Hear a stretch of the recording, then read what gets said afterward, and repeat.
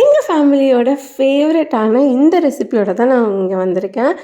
அதுக்கு மரவள்ளிக்கிழங்கு வந்து நல்லா குட்டி குட்டியாக கட் பண்ணிவிட்டு வாஷ் பண்ணிக்கோங்க நல்லா. அதில் கொஞ்சமாக மஞ்சத்தூள் அண்ட் உப்பு தேவையான அளவு சேர்த்துட்டு இந்த அளவுக்கு நல்லா மசிகிற அளவுக்கு வேக வச்சு எடுத்துக்கணும். ரொம்ப தண்ணி ஊற்றிடாதீங்க, அப்போ ரொம்ப குழக்குழன்னு ஆகிடும்.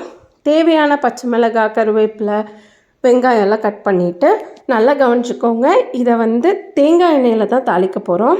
கொஞ்சமாக கடுகு போட்டுட்டு நம்ம கட் பண்ணி வச்சுருக்கிற வெங்காயம், பச்சை மிளகாய், கருவேப்பிலை எல்லாம் போட்டு நல்லா சாட்டே பண்ணிக்கோங்க. இந்த அளவுக்கு வந்து வதங்கி வரணும். அதுக்கப்புறமா நம்ம மசிச்சு வச்சுருக்கிற மரவள்ளிக்கிழங்கையும் போட்டுட்டு நல்லா வந்து கலந்து விட்டுக்கோங்க.